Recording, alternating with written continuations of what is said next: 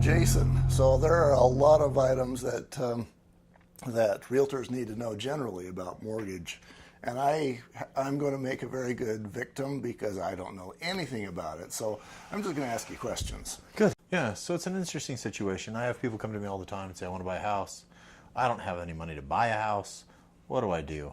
And typically it's always best to get invested in it. But there's situations when you got to move from your current situation to another one. Right. And so there's great options out there. Okay, so I'm thinking, for example, I've got a son living upstairs. He needs to be in his own house. Yeah. There's an option for you, right? He would be a classic example of a zero down, and he's military, so he'd probably be VA, and that's not this segment. Oh, that's my favorite, though. Yeah. Should we talk about that now, or should we wait till we're talking VA? That's the first one I wanted to talk about. Well, that's a good segue then. Right? So let's start there. Okay. So VA, the Veterans Administration, takes care of the vets. Okay. You have to have served some active duty or been 6 years as a National Guard, or sometimes a combination of the two. But once you get that, you're going to get your DD 214 statement of service or your point statement from the National Guard. And with that, you or your lender can request the certificate of eligibility, which will tell you how much eligibility you have for a loan. Basically, the VA is your mortgage insurance. Okay, so that's why VA doesn't have to do MI, mortgage insurance, is because they've got the vets covered that way. Right. They give an entitlement. So it covers the loss sustained by the investor should the veteran foreclose. Nice. Okay. So we get your certificate of eligibility. The VA backs the loan. You come in with absolutely nothing down. VA is extremely generous on what they will back.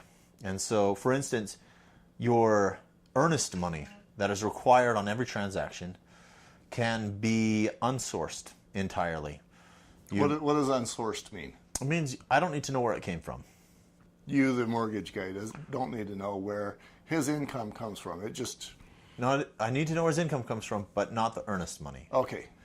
So earnest money can be borrowed, it can be anything as long as it goes back. So a real estate professional needs the earnest money to make the Rep C valid. Right.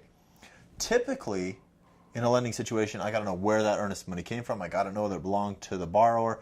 I got to know where it's been for the past 60 days.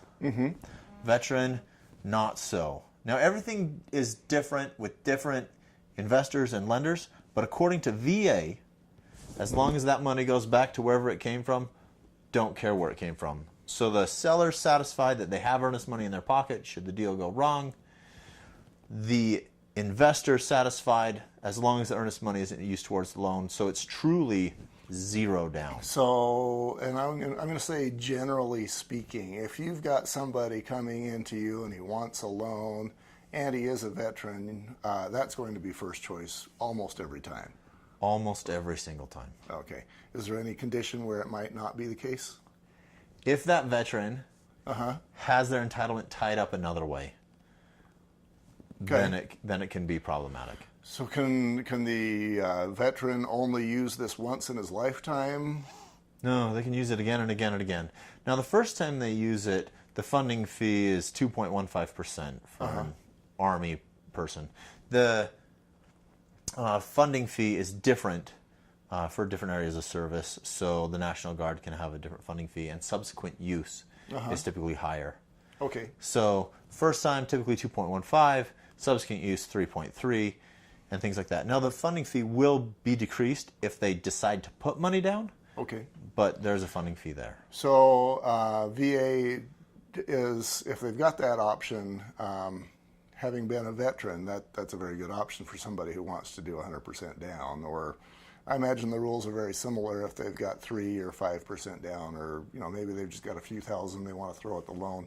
That doesn't really change the rules, does it? No. Okay.